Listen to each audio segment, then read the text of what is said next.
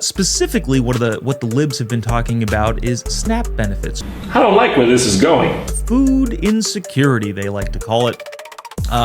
These things are vital to the American populace. Well, it was really interesting when the Secretary of the Agriculture Department, Brooke Rollins, took to the media to describe how much money is being wasted specifically in the SNAP program, but also the overall EBT program as a whole.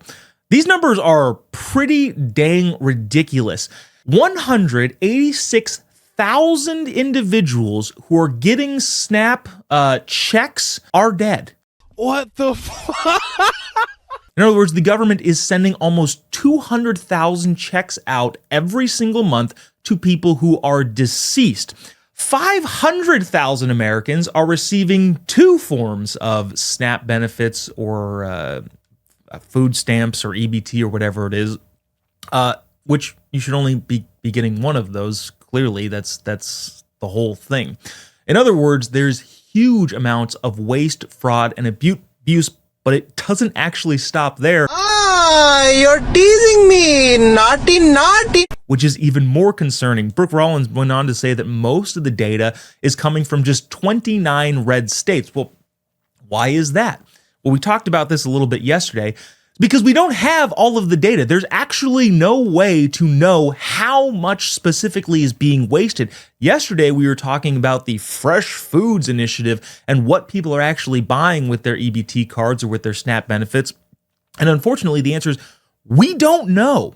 So just in these 29 mostly red states, there is 186,000 people who are dead who are receiving SNAP benefits, and 500,000 Americans, 500,000 people, are getting two separate checks, which should not be the case. You're either on one or the other. You definitely shouldn't be getting two. I would be willing to bet, and I'm gonna go out on a limb here and just take a guess, that if we actually get all of the data from the big blue states, which, by the way, account for the biggest state in the union, California, and one of the most populous states in the union, New York, I would be willing to bet that those numbers are going to double, if not triple, in terms of people who are getting them, who are no longer alive, or people that are getting multiple forms of this and committing fraud effectively.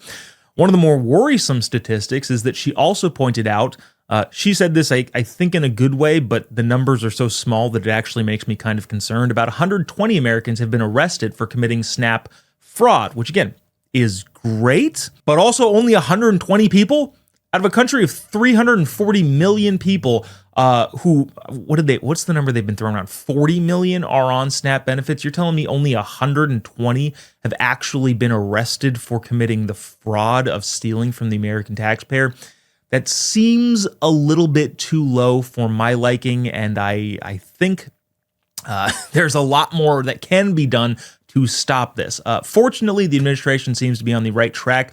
Brooke Rollins says that the best approach is to have people, since the government shut down or since it's reopened, reapply, which I don't know, seems like the best way to go about it, to make sure, or at least try to ensure, that there is not as much waste, fraud, and abuse that continues.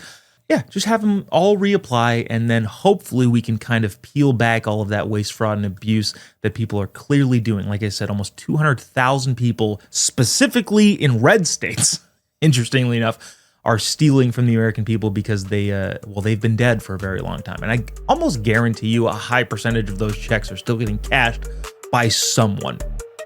We hope that it stops, and we hope that it stops soon.